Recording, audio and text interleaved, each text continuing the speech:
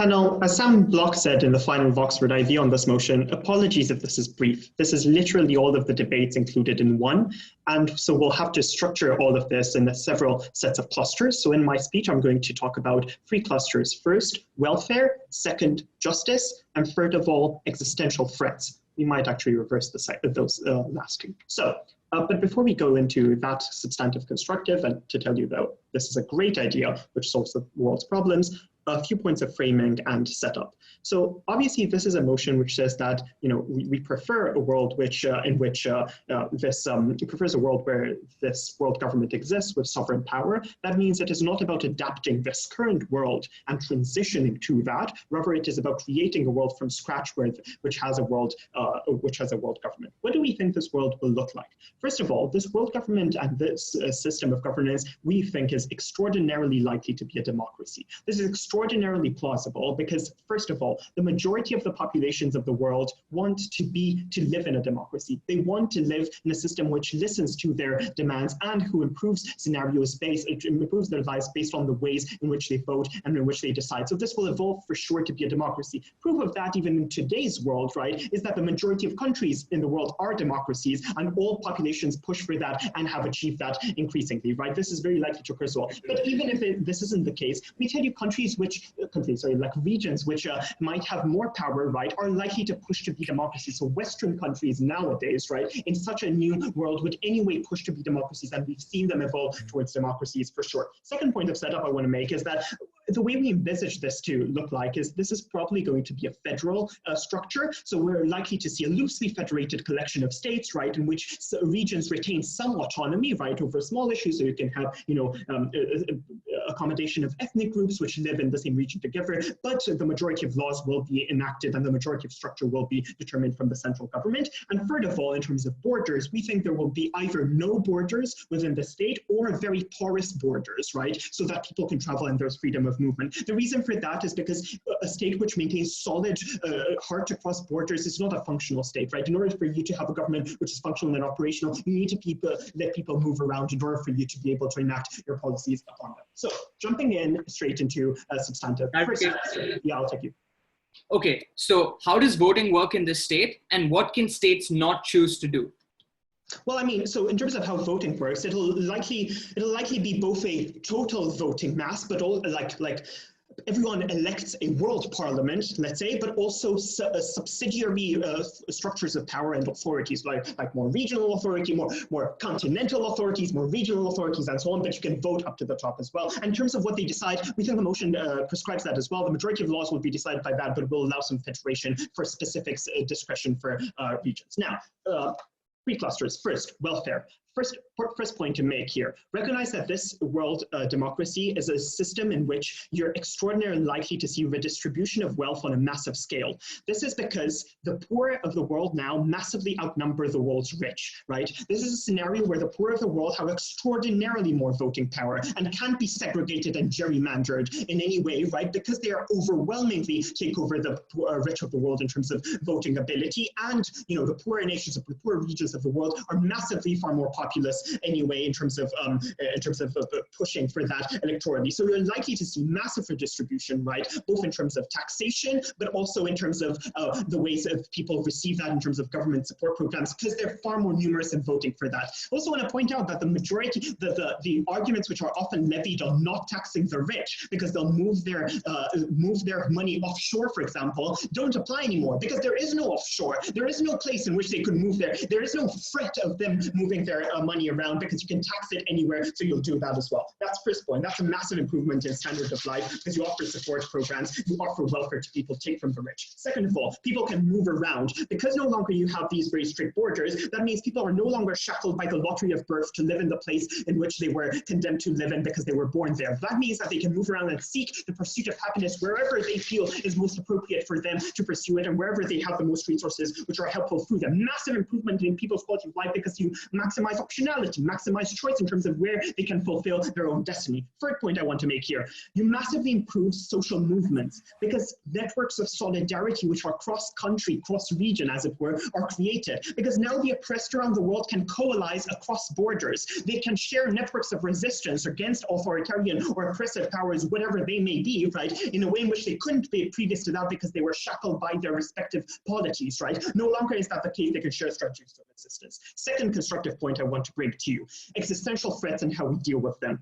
Two threats. First, wars and climate change. First, wars and second, climate change. Wars. Recognized in terms of wars are very likely to have never existed, World War I, World War II, but even in the future to not exist anymore. Why is that? Because you're within the same government. It makes no sense for you to attack regions within the same government because you are killing your own citizens. These people, there is a shared understanding of identity, right, which stops you from sort of creating divides between them. But even if they appear, sometimes we might agree some skirmishes appear between regions, right? On a regional level, on ethnic basis and so on. We tell you those skirmishes are easily contained, right? The reason for that is because the info site says you have an efficient military of the world government. And this is essentially like the UN peacekeepers, but far more efficient, right? Because no longer are they constrained by jurisdiction, right? Or sovereignty. They can invade China, between quotes, right? Or the region of China, if it starts a war with Japan, or the region of Japan, between quotes, right? And obviously the huge government has no incentive to kill its own citizens, to reduce its resources. So incentives for going to war aren't there. You don't have to go elsewhere to get your resources because all of the resources are yours. There's no stealing of resources anymore. That means people suffering drops massively because they're not exposed to war. Second point on climate change. Recognize, first of all, the likelihood of dealing with climate change is far larger because the number of countries, regions negatively affected by climate change are far more numerous than the rich countries which profit from economic extraction causing climate change. The countries affected from India to Bangladesh to Kenya to Mozambique, right, have far more of a vote in terms of population and power to push for solving of this. But second of all, in terms of efficiency of dealing with it, it's far more efficient. Why? Because now you can take unitary coordinated action. There's no blaming each other who's responsible for climate change. It's the world government, and it'll take a response which is effective. No longer does the US do one thing, China do an entirely different thing, and they even out, right? No longer is that the case. Because of all these reasons, because this is a great idea, please propose.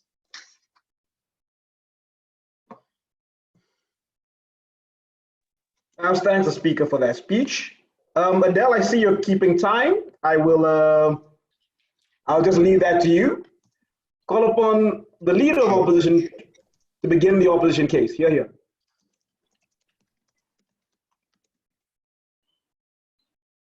OG is right that this was given in an Oxford IB final. Unfortunately, both of us are huge debate nerds, and therefore I've had a lot of time practicing rebutting that exact OG case. So 3 arguments then coming out of opening opposition. First, on why it is that this is a imperfect and oftentimes wrong democracy. Secondly, why this will actively lead to conflict. And third of all, why even in their best case scenario, this will ruin the quality of life for individuals. Before that, what are the burdens in this debate?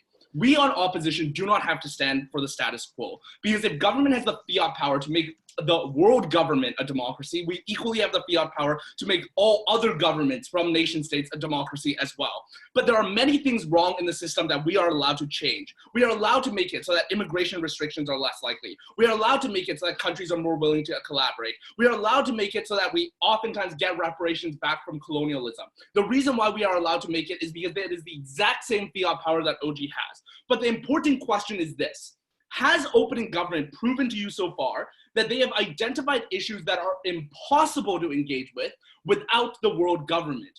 Because it isn't enough for them to tell you that it is hard to do without the world government, because clearly their model is pretty hard to implement as well. So in that instance, the question in this debate is, did they prove to you the unique benefit of the world government? They have not so far. We're going to prove the unique harms. 3 pieces of quick refutation. First of all, welfare is unlikely to exist, as unlike their argument, because it is incredibly likely they are going to privatize most welfare systems. The reason why this is the case is because mostly capital is still within North America and Europe, and they're likely to have very anti-welfare narratives in which they actively tell people that we do not want to reallocate capital when more of those individuals that require welfare are less likely to pay for it. Secondly, though, the belief that the poor can just coalesce is ridiculous because most democracies right now are largely filled with poor individuals. That has not changed the elite's control over these democracies. Finally, though, every argument you give about social movements coalescing equally applies to all the bad things coalescing. For example, wealthy oil corporations coalescing as well. So I have no understanding as to why it is they get the benefits that they have. At best, most of their case is a wash. First argument then, on democracy. The principle of democracy is only legitimate not when you as an individual is able to aggregate change, but rather when your community is able to garner change. So for the McGill teams in the room, it looks like things such as French-speaking people in Canada being able to garner change.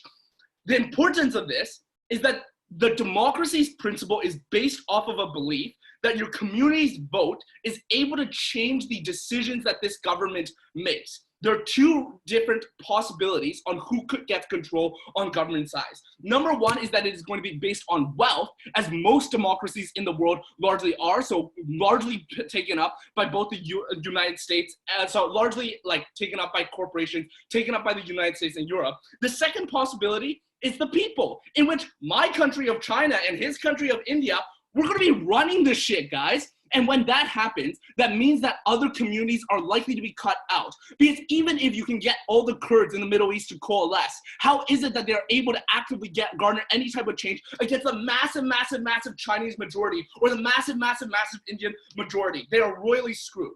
So importantly, God cannot tell you and go defensive here, because they can't say, oh, state governments will just make sure that they get representation. Because the more power they give to state governments, the more they make it our model, in which you have things such as the United Nations of a bunch of nation states that are incredibly powerful. So why is it in the status quo, or even in the reimagined version of this world, we are more likely to be able to fulfill this principle of democracy? Two reasons. Because number one, even if imperfect, you're able to aggregate enough change because your proportion of people is simply higher, meaning that you have more ability to access that type of capital. Second reason, though, because you are able to switch countries if you disagree. I understand it is imperfect, obviously, but it is still better than their system in which you can move, but you can't move anywhere away from this authoritative figure. That weighing in this is that human beings deserve liberty and deserve to govern themselves. We care about social and utile outcomes. This is sounding like Darian's speech, I'm sorry. Because of the fact that people will it. And in absence of this willing, in absence of this ability for these communities to garner change, don't let the name of democracy fool you. This is absolutely a dictatorship. Second argument then, on conflict. How does conflict happen? Before that, CG. What incentive does the world government have to oppress the Kurds? Perfect. I'll tell you about that right away. Okay, on conflict. In the status quo, the reason why civil conflicts come up, which are the wide majority of conflicts in the status quo anyways, is because of a lack of representation. It looks like things such as the Biafran Civil War. It looks like things such as South Sudan. There's two reasons for this. First of all, because oftentimes people express grievances, but when these communities cannot garner change, they don't have the ability to follow a peaceful, active form of being able to express their grievances. Secondly, though, because they're a different identity from other individuals and do not want to lose out on that identity. Third of all, though, look at the info slide. You have a military that you are able to fiat is able to stop these people from being able to change these laws, stop these people from throwing revolutions, but what that looks like is oppressing these people until their voices are no longer heard. These individuals want oftentimes their own belief and want their ability to have self-governance. On government, you can fiat that this world government exists. You can even fiat that the majority support it. But many will want to self-govern, many have their own beliefs, and many are unheard because of the fact that they are simply too small of a group inside of this area. In weighing, conflict is an a priori good because it's our ability to access all of the goods. Why is it that this is going to be harmful for the quality of life? First of all, because the state is likely to be horribly ineffective. Look at things such as the bureaucracy within the United States. When people do not understand the lived experiences of people within each region, that means that those individuals are oftentimes not able to implement the necessary policies for each. Secondly, though, because it is likely to create comparative advantage as the main form of economic efficiency. So it looks like things such as Brazil, unable to diversify their economy because they are simply a tool within the world government, and that tool is only used for extractive purposes. In a world in which you have regional representation and regional nation states, they have an incentive to diversify their economies, but when the world government happens, the Brazilian people are not able to galvanize and change up their diversified economy. Third of all, though, because you are likely to have the smothering of culture. It is likely that this form, the only way in which you unify everyone is to convince everybody that they are the same. So it looks like things such as removing language, removing cultural identity, because that is the only way in which you are able to garner the unification for this to happen. On all fronts, this is an absolutely awful policy and the ability for people to access their basic rights. For those reasons, we oppose. Thank the speaker for that speech. Guys, could you allow me to exit and come back real quickly? My stream is a bit off. Give me like.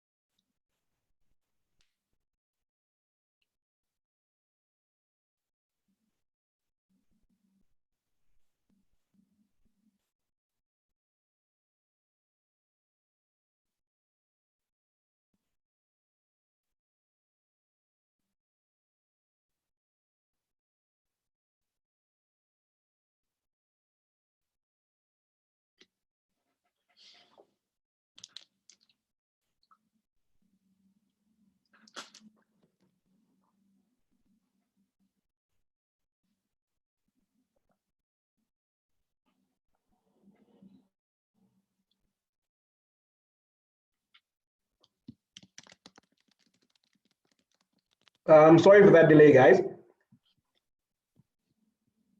Call upon the Deputy Prime Minister to continue the government case. You're here.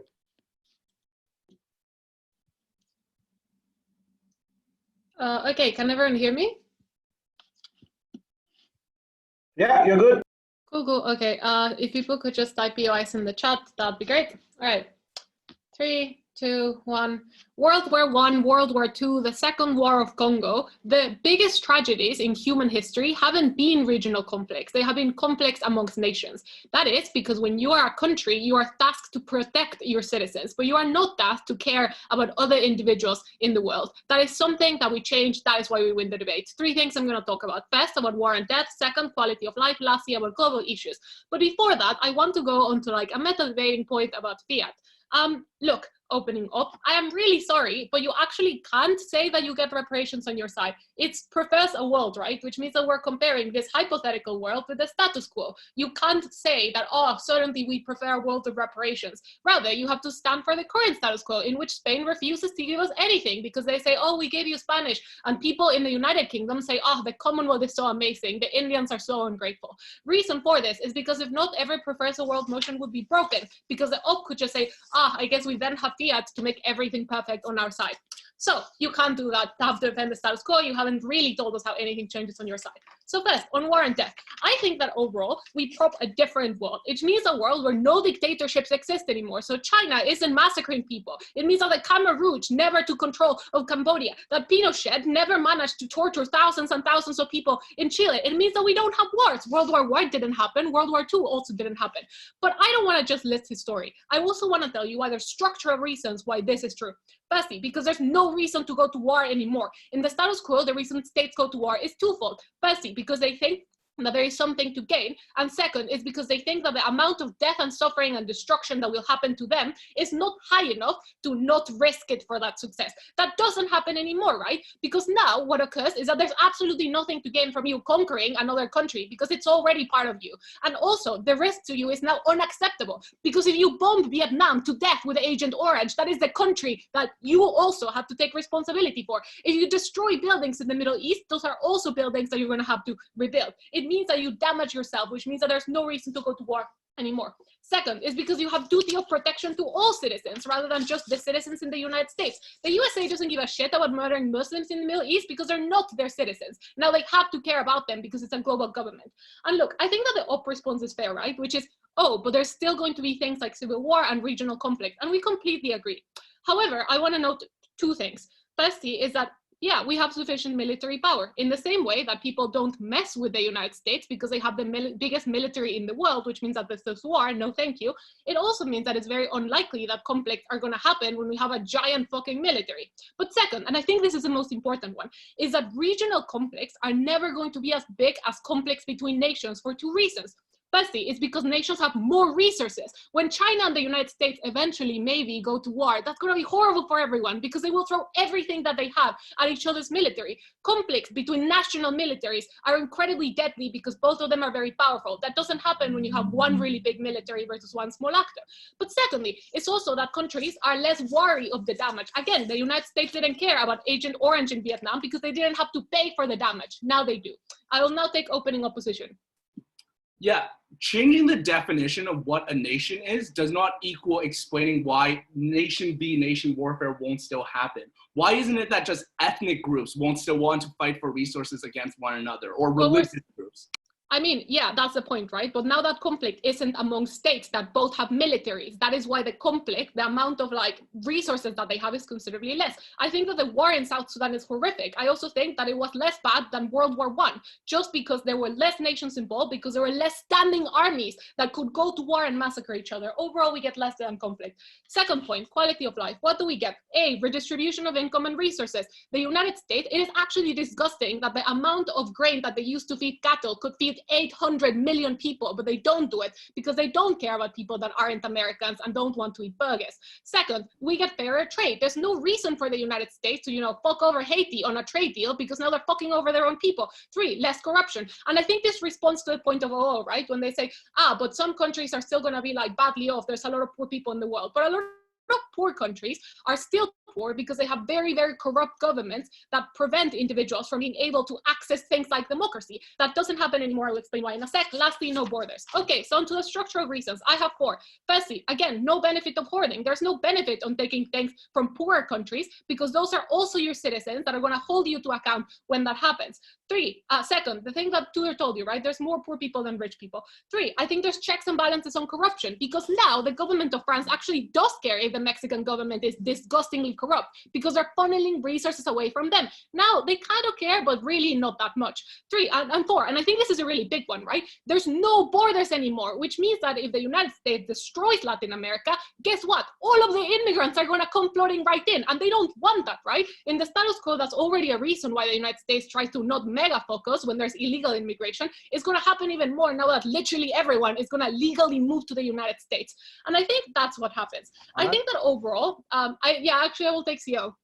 Okay, so none of this is comparative. The U.S. already fucks over the people, don't redistribute wealth internally, and also if people could just all do that internally.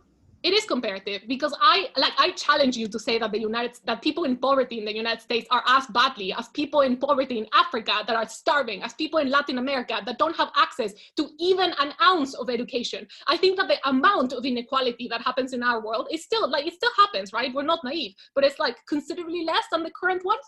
So yeah, I think that overall the two structural reasons that I want to highlight is one, the idea of borders, and second, the idea that if they fuck up the Kurds, they do actually kind of have to pay for it, which means that even if the Chinese and the Indian people have a voting majority, they still have incentives to care about other regions because what happens to them also affects you. Overall, we get a better government. Lastly, on global issues, one, climate change, but second, also on overall justice and sort of the repressed minorities that Owo wants to talk about. I think that in the status quo, the problem is that when you are a minority in a country, there's a benefit for the state to not give you things like religious rights, because why should they, right? You're a small minority.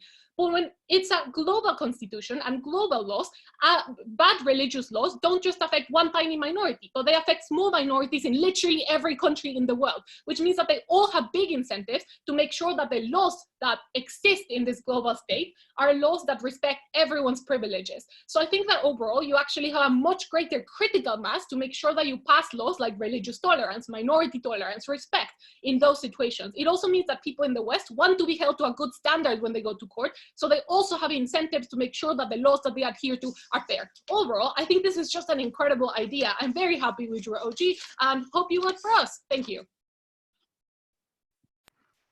Thank the speaker for that speech. We call upon the Deputy Leader of Opposition to close off the opening after today's debate. You're here.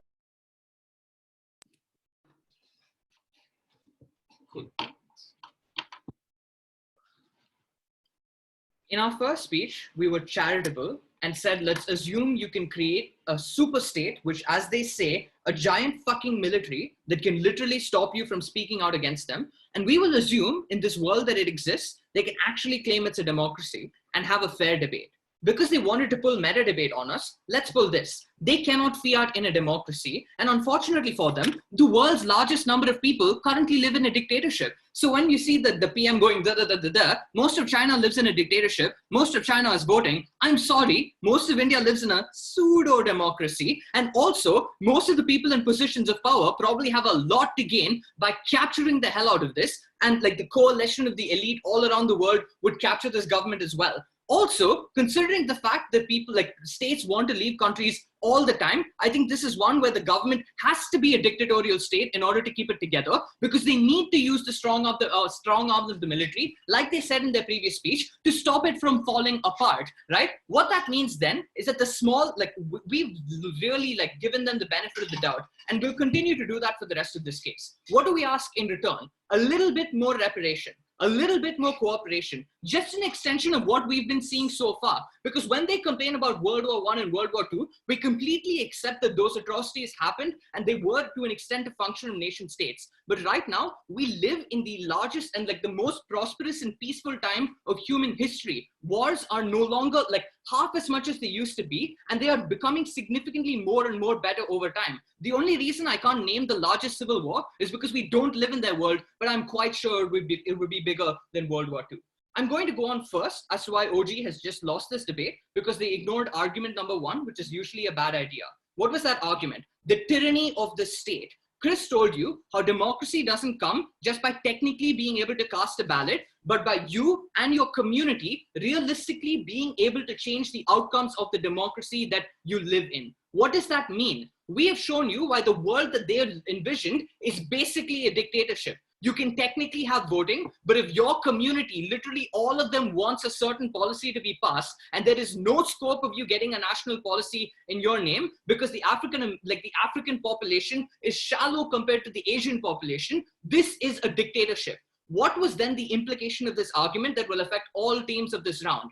Any benefits gotten from this system are fundamentally unjust because the ends do not justify the means. It doesn't matter if you have an efficient dictatorship, which is therefore more economically prosperable. It doesn't matter if you have a kind dictator who then distributes resources in a more equitable way. These are all dictatorships that are unjust and not a system of government that you can absolutely stand by. What is the comparative on our side? Two things. Number one, we completely agree that it is not perfect on our side, but you are far more able as a small community, even a minority community, to influence the results of your local national election than you would be the entire world as a whole. That's why it's significantly better on our side, whereas on that side, you have absolutely no chance. That is a dictatorship, and any benefits accrued from that are significantly morally tainted. It's just not a world that you can support. Second, on the idea of conflict.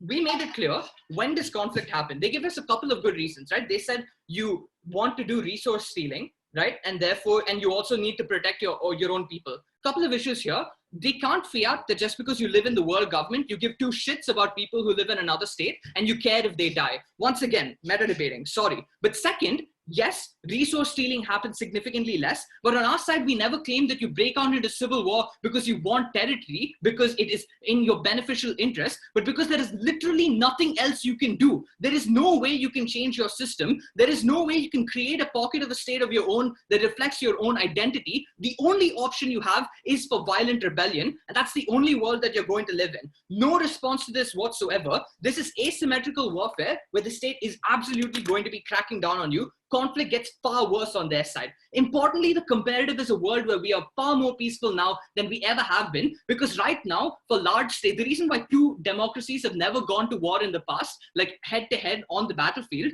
is because it is not in their mutual self-interest, because they affect international trade and all of those things, and those have shown to be effective. You do not need this massive overcompensation to affect that. I'll take OG.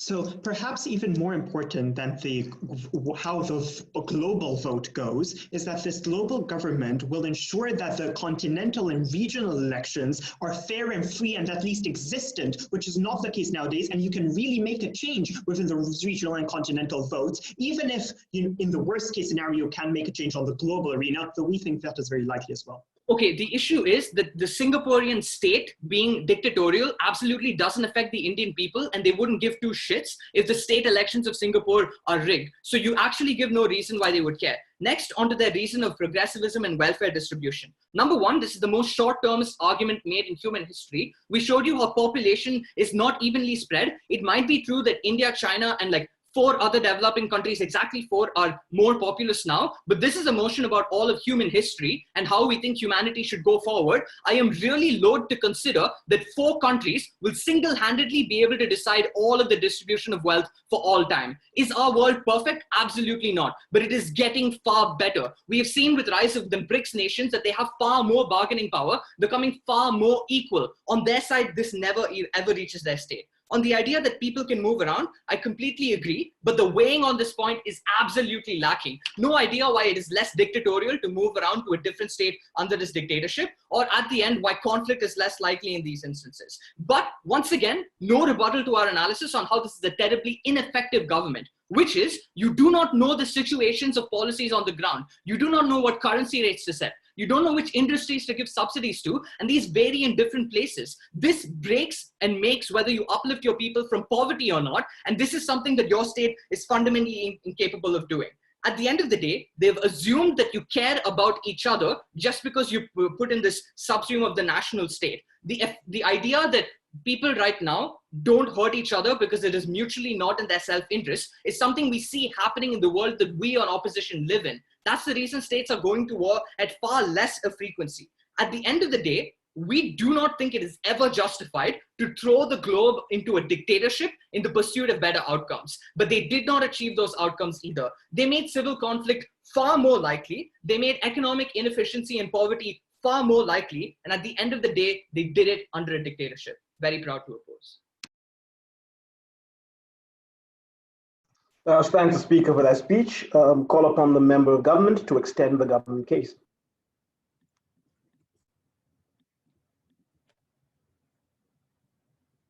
We agree with both implicit frames of the opening houses that the most important thing in this debate is reducing conflict. What we're going to do in extension is offer 3 or 4 better mechs in opening government about how you're able to do so. Before that, though, I want to respond to the claim that we get from opening opposition that minority groups are not going to have any power at the international level, that is then going to create conflict. A couple things. Firstly, they were uncomparative when making this argument because they never explained why minorities could ever have power at the local level. Their logic was you're less of a minority in the grand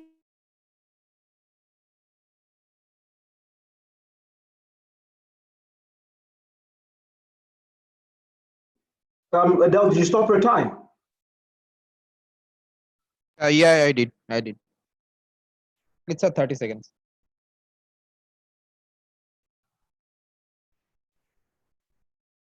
Naomi, please exit and enter again. Can you hear me now? Now we can. No, now we can hear you. Okay, what time was I at? 30 seconds. Okay, was the last, how much of the response did you hear? I mean, well, 30 seconds. You can restart if you want to. Okay, can I just restart? Yeah. Yeah, sure. We agree with the frame of both opening teams that the most important thing in the round is reducing conflict. We're going to extend by offering better mechs in opening government about how we do so. Before that, I want to respond to opening opposition's frame about conflict of minority groups will lack power and therefore will have an incentive to take up arms. The first problem with this case is they never explained how minorities could access any kind of power at the local level. Just because the ratio of your demographics is different, this argument only matters if you buy that minorities actually have a chance of getting some kind of representation. One horrible gerrymandering power. Naomi, perhaps you should leave the Zoom chat and just come back again. I suggest everybody turn off their camera so we can improve the bandwidth. All right.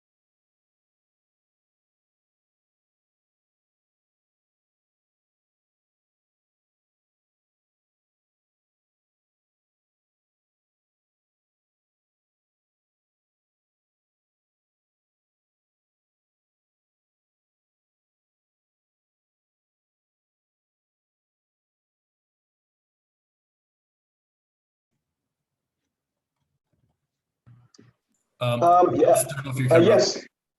I'll turn off my video. If I cut off again, I guess I'll just try call my partner and then deliver my speech there. All right. You know what, Mick, I'm gonna call you in the background, so if I cut off, I don't need to leave the Zoom. Is that okay? That's fine. Yeah, works for me. Oh, yeah, for me. Okay. I'll Should I mute restart myself. again? Yes, go ahead, restart.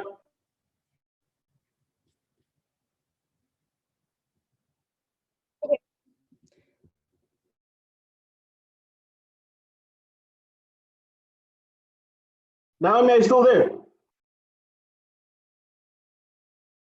Okay, you know what? Yeah, I'm gonna try and move somewhere else.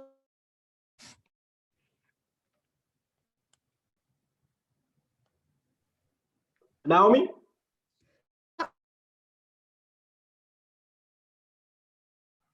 I think she's trying to move elsewhere. Oh, okay.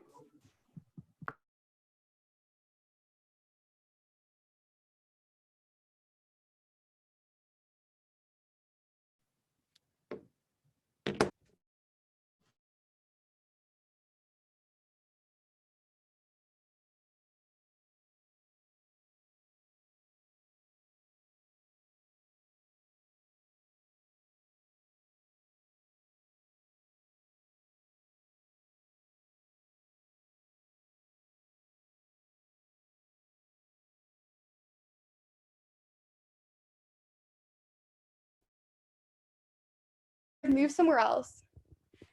Okay. Okay. Yeah, you can go ahead when you're ready. Yep.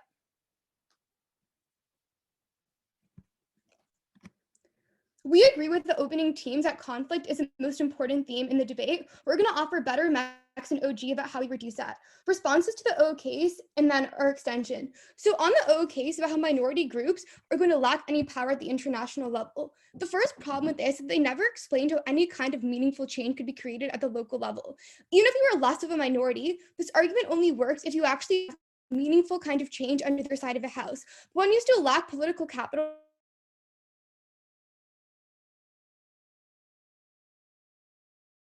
to create that kind of. The second thing to say though. Yeah, you're cutting off again. There was a suggestion that. Why it actually matters that we are. So yeah, Naomi, you're cutting off again. Okay. You had suggested you'd call Michaela. How would that work? Okay, yeah, I'll try call Mick.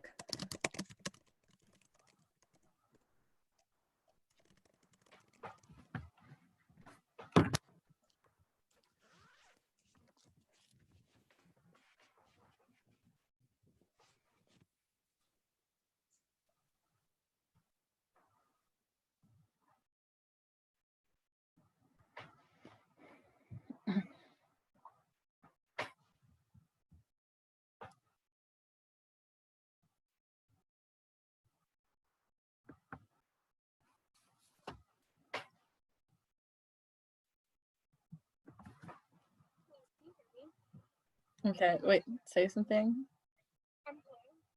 Oh, let me get you on speaker. Okay, say again. Hello? Say something again. Hi, can people hear me? Yeah, we can, but I think McGill, well, I'm not sure, but there's a bit of an echo, so probably you might have to turn off your mic if you're still on Zoom.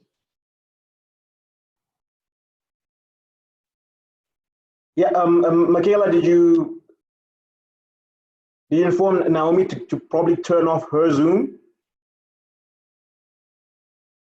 See, the thing is, I just can't hear, or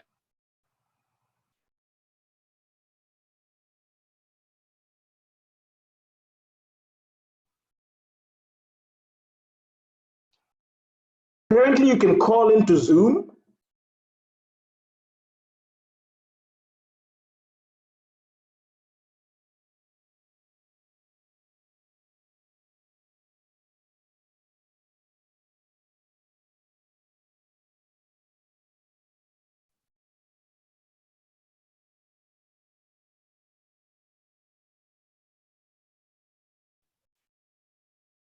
Michaela, what's happening?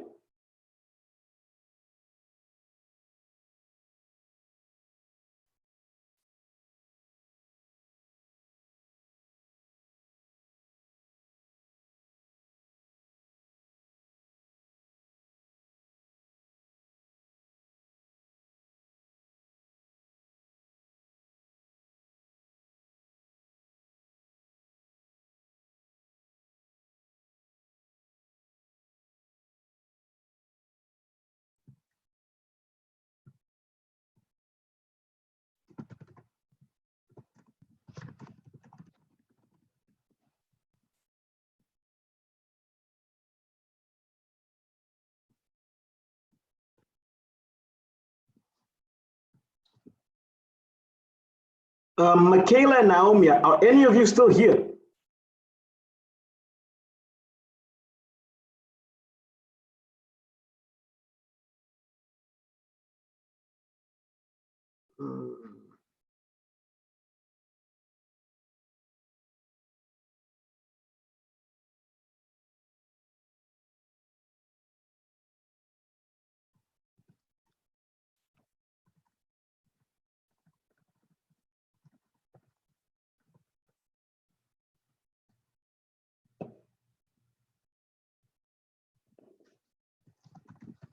Can you hear me now?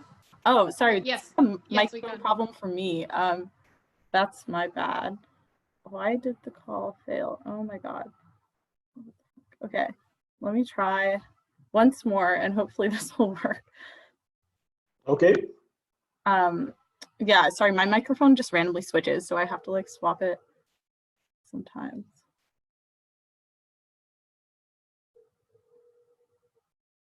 Okay. Forwarded. What is up?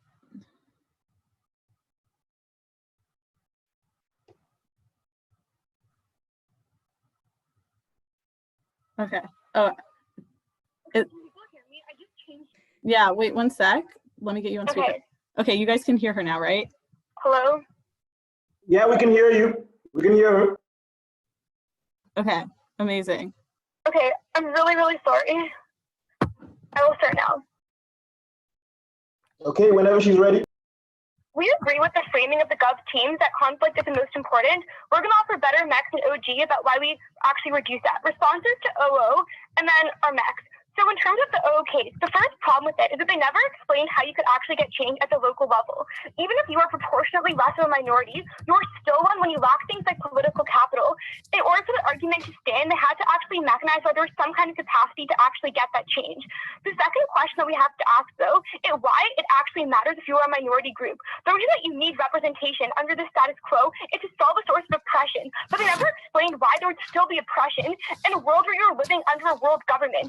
As we flagged in the POI, there's absolutely no incentive for a world government to do things like oppress the Kurds, unlike another government that relies on that oppression for their own kind of political legitimacy. So you can still access things like culture without direct representation, but the visceral necessity of it to get political rights is something that is substantially decreased. Now getting into our new max for how we reduce conflict. The first new thing that we want to add is that the state system is uniquely responsible for creating collective action problems and animosity between states that is a recipe for conflict. This is going to be distinct from OG because unlike their vague mechanism of you have no incentive to kill people within your own borders, we're going to explain why borders in particular are the factor that creates massive amounts of conflict.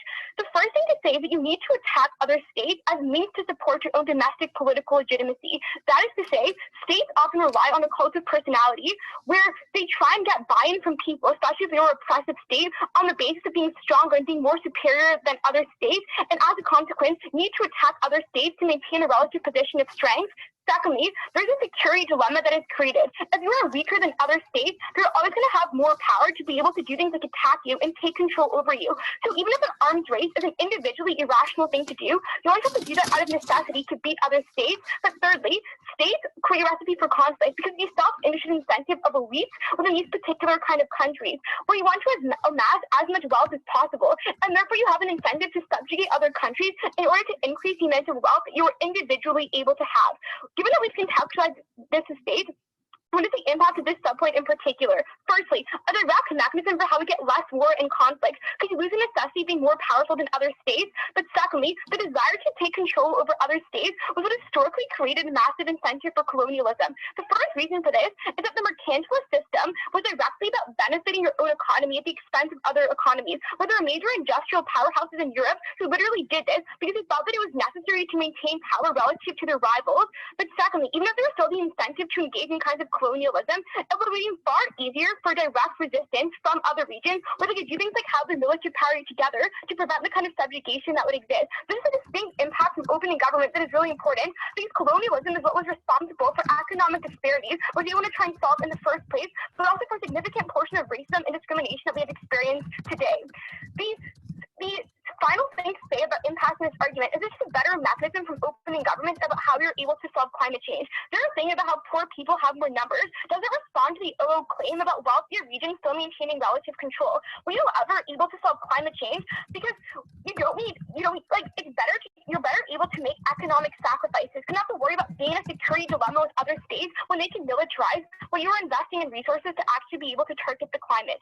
The second new mechanism that I want to add to the OG case about less conflict is that you would have gotten more robust historical trade relationships that would have substantially reduced the quantity of conflict that occurred. Right now, we live in a world that is substantially more globalized, but historically speaking, trade relationships were substantially more isolated. You might have traded with like regional states, but there wasn't the kind of mass economic integration that occurred at the local level. So the reason we would have gotten more economic relationships under our side of the house is for a couple of reasons. Firstly, there would have been less of an incentive to engage in economically protectionist policies. Given that, this is often to prop up your domestic corporations. I think OO literally concedes this in their case because you're no longer trying to compete economically against other particular countries, meaning that free trade would have been established far earlier within the arc of history. But secondly, I think it's more a rational economic choice to get the economic advantages of all of the regions within your state who can offer unique things, which is why under the status quo, there are more robust trade relationships between different states and different provinces than there are between different countries that are ultimately able to exist. The reason that more economic integration massively reduces conflict is that when you're more integrated, going to war with another portion of your own state internally would have massive economic repercussions for yourself. This is why we would say that there's massive peace in the EU under the status quo, because you're so economically integrated, you're going to be less likely to wage war at the point where that will harm the economic well-being of the entire state altogether. What this means is less historical conflicts, fewer world wars, but also less conflict right now. Not sure if I can hear POI, but I will try my best to take one from opening. Okay, it is lazy to say that if you are a minority, you have no ability to change things, whether you're 30% of the population or 3% of the population. Importantly, even if the world government doesn't have an incentive to oppress you, they will never ever try to cater to your individual needs. Gotcha. But in terms of individual needs, things like culture, unclear why you need a world government to access that when you're not being oppressed, and you can have things like your own language requirements because the government is not trying to shut that away. The third mechanism that I want to add to opening government is that there would be substantially less tribalism that would occur within politics overall. Politics based on ethnic groups only happen when ethnic groups are a large enough demographic such that they are able to rally significant political base to actually pose a threat to the government in power. A case study here is comparing the status of conflicts between Chuas and Tabukas in Zambia and Malawi. In Zambia, they view each other as political allies because neither is a large enough ethnic base to actually pose a threat to the government in power, and therefore they do not compete on the basis of ethnicity. Under the status quo, ethnicity within a state is often the easiest political cleavage due to the fact that it's a basic way to get support. But when your ethnic group is always going to be too small, as OO literally concedes, to influence the government, rather than competing on the basis of ethnicity, you have to compete with other issues, right? So you form coalitions about like economic issues, about the kind of policies that are going to better your own lived interests, rather than competing on the basis of ethnicity, which is really bad because as soon as ethnicity becomes a feature within politics, each party uses it to demonize other ethnic groups that are being responsible for mass kind of civil wars under the status quo. So as an impact, we're going to reduce civil war because we remove the political salience of ethnicity from politics overall, which is very, very easy to weigh. The final thing that I want to do then is just weigh our new contributions about conflict against other OG material that is removed from conflict. I think that we are better than their mechs, so you're substantially better, they're way better substantiated. Even if we buy that there's some less chance of conflict, we offer more reasons. But in terms of redistribution, I think that firstly, this claim is a bit unresponsive to the OO thing about how there still might be some kind of power dynamics where like richer people dominate, i.e. why there's still discrimination in the United States. But secondly, the reason that mass poverty happened in the first place was because of colonialism, was because of massive conflict. It's violence that leads to the kind of poverty that OG wants to solve in the first place. We are better at addressing that. Very proud to stand in closing government. We thank the speaker for their speech. We call upon the member of opposition to extend the opposition case. Yeah.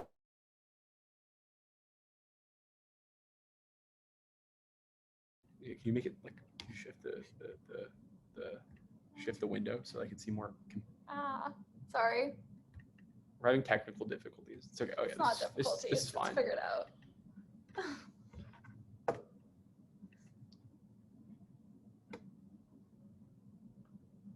I have a very simple question for the panel to consider when weighing this debate. Do you think it would have been nearly as easy for the government of China to put 3 million Uyghurs in concentration camps if that group of people had their own military and government? I don't think it would be. Rather, I think a world government that has massively strong structural incentives to wipe out any threat to their own existence is a massive existential threat for the existence of minority groups and will ultimately have like horrible outcomes for most people. So a few things in this extension. Firstly, why states are likely to become oppressive in a way that is comparative to the status quo. So we would say that governments are not permanent things. They change and are overthrown all the time based on internal changes of power and shifting coalitions within states. In order for them to have any semblance of longevity, this government needs to stamp out threats to its power to like prevent or like power imbalance. And they need to make sure that like threats to power are stamped out. So what are these threats to power? Tons of various cultural groups united by existing federal states that OG says exist even if weakened probably have like substantial interest in uniting people against this government. For example, if Americans are super rich and don't like the idea that they're paying shitloads of money towards the redistributionist policies that OG talks about, and they have a strong sense of like cultural unity and are tied by this federal government structure that exists to empower these people, I think it is very likely that a threat of revolution is very powerful. Note that this problem is like spread across each state, and there is a constant threat of setting a precedent that collapses the system of world governance. What this means is that any individual actor, so like one country that we have now within this broader system, gaining autonomy, like could inspire others to do the same, and means that any like secession movement by an actor is a threat to the existence of the entire system. This is why Turkey, for example, is so afraid of the Kurds, even though they're a relatively small group of people within Turkey. It's not about the Kurds. It's about all of the other groups within Turkey that they're worried that the Kurds will inspire, that will lead to the collapse of the Turkish state as a whole, not just one group of people that are seceding. Note how this problem gets magnified on a global stage. It's now not just the Kurds that need to be taken down, but every single minority group, each of which threatening to lead, could create a cascade destroying the entire system. This is why ethnic cleansing and erasure would be worse under a single unified government than in any individual government, because it represents a greater existential threat, at which point these people are more united by common government, at which point they are comparatively more culturally different for like obvious reasons, etc. So what do, right? You have massive cultural erasure. You rely on censorship to prevent dissent and denial. You deny freedom of speech and organization in internally to prevent the strengthening of these existing state governments that have the power to be a threat to the power of the central system. Note that this leads to massive global conflict, since anyone rising up requires the full strength of the international community to come down upon them, which I think creates the similar type of alliance structures as the worst conflicts in human history. I think it's likely needs to be an intensely brutal government in order to keep the care of its own existence. What is the comparative, though? I think this is crucial.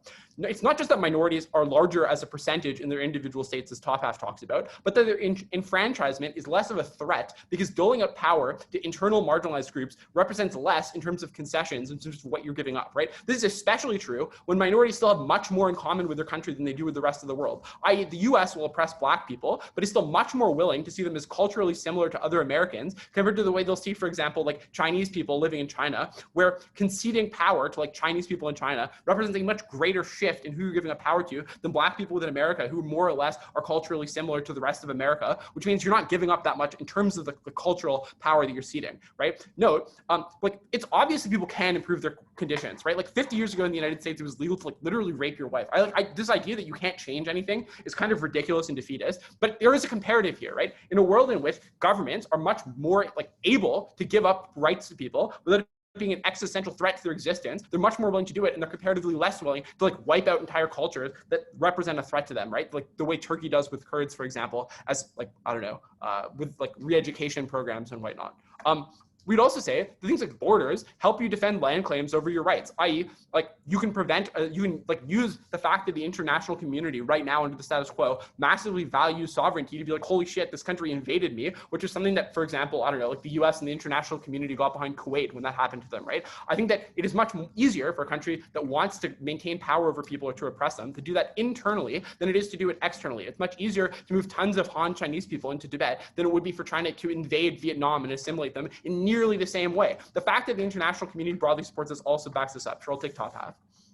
Why is it easier for the global government to go on a crazy genocide, potentially making everyone incredibly angry and fearful that they're going to happen to them next, instead of, I don't know, giving people basic rights? Because people aren't united, right? Because any individual group doesn't necessarily have support from every other group together, right? Because that's why it's easy, for example, for China to oppress one group of people, like the Uyghurs or people in Tibet, without like the rest to backlash, because these groups are divided and fractured into individual states. The fact that you then deny these fractured groups the ability to have a military to actually defend themselves is what makes this so much worse and denies them any ability to stand up for their basic rights and freedoms. Note that also, even if we prevent this oppression initially, democracy is not permanent and is extremely difficult to rebuild once eroded. The fear of military dictatorship is horrifying at a global scope, right? It could just be that someone's power hungry and is able to take over the government. No limit on how underrepresented this newly formed state it could be exists, right? Note how horribly like underrepresented brutal dictatorships have been, and consider that it is possible that the state falls to the same type of military takeover as have befallen many individual states. So it's also not true that like the West will advocate for democracy, or anyone will advocate for democracy, because democracy means, as opening talks about, ceding tons of power to the rest of the community who might not have the same views as you. This is why the US doesn't like, I don't know, democracies in like South America and prefer dictatorships, because dictatorships are more reliably to act in their interest. I think every country has an incentive to create dictatorships in their own interest, not democracies. So why are more governments better? So coupling risk within a single government is a massive risk, and we would explain why this is better on a number of levels. So a few things. International media and journalism mean that you can't actively censor everything. So even if one country censors a ton of people, they're still able to be held accountable by external actors, journalists, etc. Safe havens during conflicts, when it does happen, can exist. So for example, Colombia can accept refugees from Venezuela, or Jordan can accept people from Syria, which mitigates harms when they do happen, as opposed to when this is global in nature and no one is able to provide aid. Cross-border advocacy, or the role, for example, of independent actors can play in negotiating conflict, is much better able to exist, at which point it's not like conflict isn't being taken care of by the entire government collectively. I think you're more likely to be able to deal with those problems when it's individual in scope. We'd also say that it's easier to set up democratic goals and norms, because activist movements can define those goals based on looking towards other countries. Americans wanting healthcare can look to Canada, or Iranians fighting for free speech can look to the United States. When you erode this on a national level and destroy the underlying democratic institutions that exist in every country's status quo, and that state is captured for whatever reason, your ability to rebuild that government is non-existent, because you have nowhere to look to base yourself or to create a movement, which means that all the benefits of redistribution that democracies are able to create completely go away on an international level, which is a substantially worse harm than anything we hear from the government bench. I'm incredibly proud to oppose. Thou thanks the member of opposition. Call upon the government whip to summate the government bench. I assume people can hear me and that my mic hasn't done something whack. No? Okay, wait. I had to switch my mic again. All good. If you hear background noise, it's gonna happen. You can just tell me to shout by like doing this or something. And for POIs, you can say point, but like don't badger me. Okay.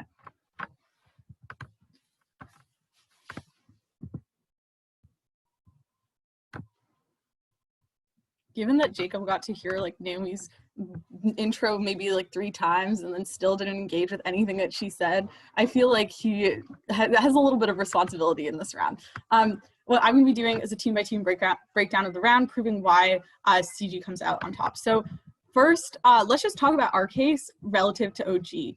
And then I'll move probably into CO and then OO. So like briefly, I think that OG spends a lot of their time spreading themselves very thin, giving a bunch of like mechanisms that aren't properly fleshed out or are well responded to by OO without rebuilding them and kind of making a case shift in the second speech in order to go after this idea of like conflict. But the mechanisms that they end up giving are not actually effective mechanisms for a few reasons. So first they say that like regional conflicts will be shut down by the military. But I think as CO points out, this could be a bad thing, right? It's unclear why this is a net good when like potentially these brutal crackdowns are worse than the regional conflicts themselves. I'm gonna like get into what we think will happen when I address CO, but I think that that's a flaw in the OG case that shouldn't go unmissed. But also I think when they say that conflicts just aren't that big, this is an assertion, right? Like I think oftentimes reuniting ethnic groups when things are not contained across borders probably means that conflicts might get bigger, right? Like it wasn't really explained why these conflicts are not actually going to be large. They also say that you avoid having immigrants flooding into your country, but then concede that this happens right now. I'll take you in a moment. So I think that the margin of change is quite small there, and they didn't prove why it wasn't. They also say that you don't want to kill your own citizens, but come on, we've seen this be false so many times with like leaders gassing their people like in Syria or like domestic ethnic genocides. I think we needed actual mechanization, assuming even the worst case of government to prove why you're likely to avoid these things structurally. Naomi's the person who gives that to you. I'll explain why in a second, but first, OO. I say secessionary movements happen because of lack of representation. DJ says that they will clamp down with the military. CO sounds familiar. However, it's more likely to happen in a Chinese or Indian ethnically dominated government, so ethnic domination still happens on your side. So here's where we get case tension that I was going to address in a second, right? Because either you have like China and India dominating this, and you have, in that case, you probably don't get civil conflict in like, or you have them checking each other and reducing civil conflict because it's effectively like you have 2 nations at war within there, right? Unless you think that like China and India cooperate together to genocide everyone else, I think we needed clarity on like how those specific different interests are likely to operate in a way that also leads to civil conflict. Anyways, back to opening government. So OG also tells us, back to our mechanism. So I think that it's important to recognize that things like historical trade and economic ties have been shown over time to be one of the most reliable ways to actually get things like peace. Like that's why the rise of globalization has led to a reduction in things like wars. But the point is that in their world, there's huge amounts of isolationism, even if you get globalization today, right? The types of intertwined economic relations that you have to have between local governments in a country where there has to be like this, even just the fact that they work together in order, like within supply chains, it's not like one country is connected to another, but the entire country is interconnected, I think means that you're far less likely to get conflict. Also the fact of subjugation in terms of the fact that your economy can't be benefited at the expense of others. This also has to do with the way that you craft national identity that is less likely to be done in a more pernicious way that allows people to justify things like drafting their entire country into a war. But I think also on ethnic allyship, this is probably the most important mechanism and went entirely unaddressed by closing op, given the fact that economic coalitions are actually necessitated when you are outnumbered under a government. And that means that you're far more likely to reduce the types of not only government conflict, but also civil conflict in these places. To deal with the rest of OG, I just want to point out that this idea of redistribution is unclear because political fluctuations, like in the status quo, where you say that, oh, people are unemployed, we need to elect someone who promises to lower taxes on small businesses and make people more free to hold onto their own money. This has been effective right now. It's unclear why it's not going to be effective in their world. The weighing of conflict is clear, right? Millions of people die, they're injured, economies go under, they lose their economic benefits. Large numbers of people, large degrees of impact. It's the most important argument, and we've won on it. Now to move on to closing off. So they say that no POI right now. I want to point out that there's actually too many ethnic or minority groups to crack down upon, right? So unlike the Kurds, if you crack down on one group, the other groups have an incentive to create the solidarity that they said is lacking, right? To work together to prevent those types of encroachments by the government. For example, Jews and Black people often acting in unity against, for example, white supremacist Nazis in the status quo. I think you're far more likely to see those types of solidarity when individual groups know that their existential threat is mitigated by their ability to align with one another, and therefore the state also knows this and isn't going to waste a bunch of resources trying to put out every single fire when they know that that's probably difficult. I think also OO says minorities will never have power, right? So why is it such a risk that all these groups are rising up against each other? This is a knife from closing off.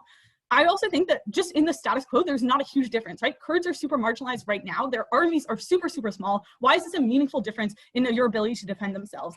On the idea of a dictatorship, I think even dictatorships have to cater to people. And I want to point out that the only way the state could reasonably emerge is through cooperation for all the reasons they talk about, right? It's very important for, like, in order for a state to emerge that doesn't just, like, I don't know, put a wall around the entire world, there has to be a desire to cooperate with people. So there's probably at least a likelihood that you get a democracy emerging from that. I'll take a POI from CO. Okay, so like free trade and like privatization is all going to happen. So if your new mechanism for stopping conflict is that there's no longer going to be like protectionist policies, all of that is still going to exist. So your entire mech drops. And I think this is a semantic distinction, right? Like it's not protectionist for what? It's happening within your own country. You have a supply chain that goes from like the north part of your country to the south part of your country, and also just deal with all the other mechs we gave you, like ethnic coalitions. I want to point out that it's unlikely you get a dictatorship because of the way that in order for the state to emerge, it probably has to involve cooperation. You can't just like take your military and rally everyone into a small corner of the country. Okay, moving to OO. They say that you can't leave and are stuck being oppressed by this government, but there are always regions in which the laws are enforced less or differently, right? Even if you have like a thick police force, you're going to strategically allocate that probably to cities. So just move into a small town. They say China and India decimate the Kurds, but if it's true that there's two competing big forces, like, do you actually get like them collectively marginalizing everyone else, or is there like a big civil war? I think that needed a lot more clarity, but I also think that you don't need a government to uphold culture, right? Given that we think this government as a whole is far more resource efficient by just providing basic rights to people, I think that the ability for individuals to uphold their culture and actually not have that dictated by the government, given that that can be actively pernicious when governments try to push a certain culture onto people, is probably better. They say civil conflict gets worse. At least civil conflict isn't backed by like proxies, but I think we gave you a ton of mechanisms to prove why conflict was the worst in our world. They say this is an inefficient government that was never structurally proven. There are incentives to make this an efficient government, as always would exist. We're proud to propose. Thank the speaker for that speech. Call upon the final speaker in the debate, the Chief Whip. You're here.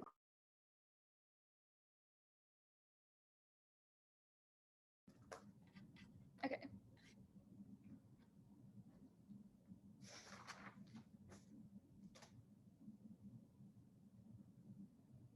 So on closing opposition, we proved to you that in a world in which you have this global government, they're going to, like, GovBench can fiat that, you know, they might have this government, but they cannot fiat that it will be peaceful forever, or always have the knowledge that it will be peaceful and within existence. Given that, in order to ensure its existence, it's always going to want to crack down on any form of dissent. It's going to need to like weaponize this and weaponize their militaristic states against other governments, which is going to lead to the maximal amount of conflict. But it also means that the oppression of people becomes far worse in our world. I wish that, you know, given all Mick wants to say about us not engaging, she probably should have engaged with this mechanism as to why it is going to become so much more brutal. A few things. First, I'm going to talk about conflict. So I would note here that I think opening opposition explains to you that there might be more conflict when people lack some representation, but they don't do two things. First, they don't explain to you how the status quo deals with conflict in a comparatively better way than the like global one.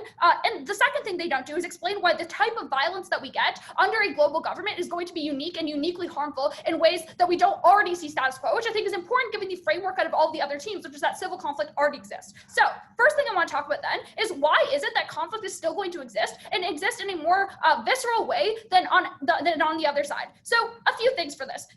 The first is that we proved, like, in terms of the context of the global government, we tell you that in order to ensure their existence, they're going to want to put down any threat to their existence and, like, to ensure that their state does not collapse, right? So this means that anytime there's any, like, small quivering or dissent against them, they're going to want to crack down. It also means they're going to want to, like, crack down on the media, for example, because they don't want anyone to be able to rise up against them. And notably here, like, any, like, cultural narratives that in the media are at, like, a starting point to, like, having, like, rising up with people, which means that anytime some media narrative starts that has to do with, like, marginalized people who are being oppressed, you as the global government want to crack down on that. So we think that there's going to be even more, like, suppression within the media and suppression of voices, which means that this is probably bad for people's ability to, like, have, like, votes and not be, like, disenfranchised within that regards. But it also means that there's just going to be maximum amount of conflict because anytime a leader wants to rise up, they're going to crack down on it. Okay, what does GovBench say here? Gov says a few things. The first is that they really just tell us that we don't give any reason, like, the Gov issue with OO is that there's a hole in their case where they don't tell you why it is that people are going to want to make claims to power, so they don't understand why this conflict is going to exist. So how do we fill that in? We tell you that oftentimes people are still going to want power for a few reasons. The first is that just, like, look at, like, a small local state where individual political leaders still want power grabs, right? So even, like, status quo, we see, like,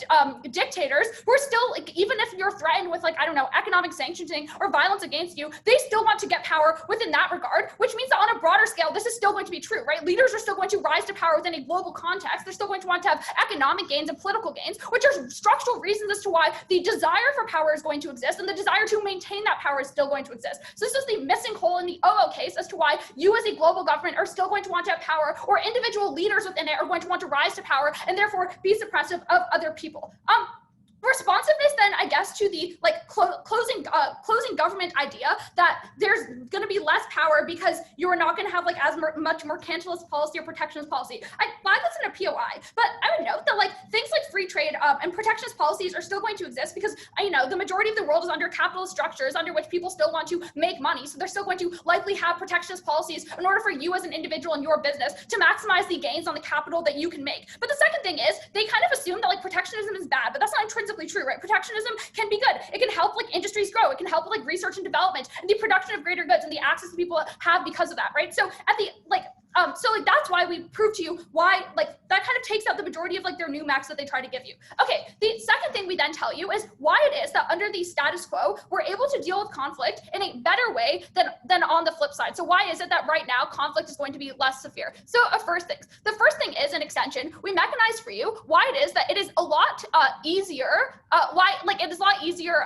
to have, like, internal oppression of people within a single government than it is to oppress people externally.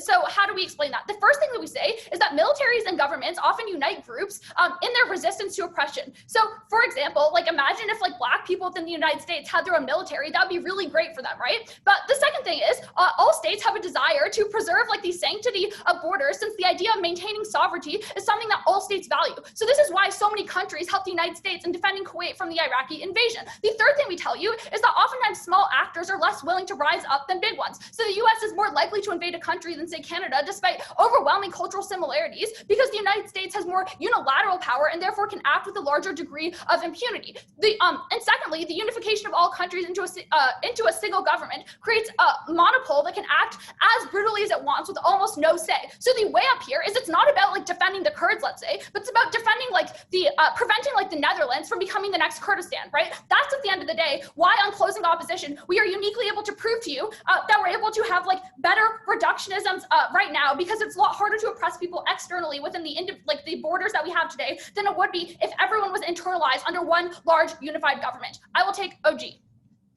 So you have a lot of what ifs in this case. What if there's a dictatorship, right? But you don't engage with the absolute certainty of dictatorships nowadays, which we do away with. So even if in the state you don't care about one specific minority, you will care about the state coming for you next. So you have an incentive to make fair laws.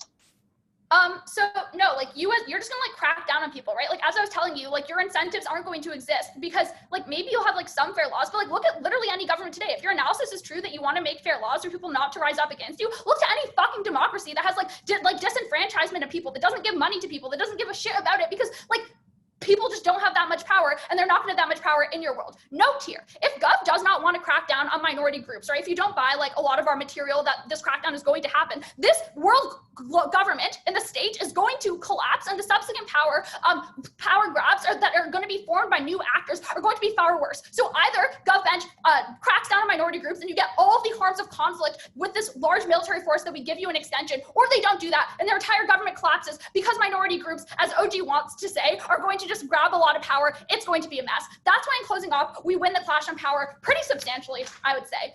Okay, on policy making and stability, I would note here that opening government says people are going to unite. Let's take them to their best and say, maybe people unite. Opening op says, well, the policy you make together might not be perfect. You might not have good welfare policy or good climate policy. What then do we tell you on closing op to win this clash? The first thing that we tell you is that in a world where you have this world government makes it a lot harder to have stability. And stability is the most important thing here because instability is what's worse for people's quality of life. How did we prove this to you that didn't go respond to? We tell you that it's easier to rebuild. It's easier to have safe havens in the case in which something goes wrong because different countries are acting under different policies, right? So if there's a refugee crisis somewhere or a climate crisis somewhere, you have a place to relocate people to, which is why we get stability and better quality of life for people. This solves the front half clash. Very proud to stand on closing op.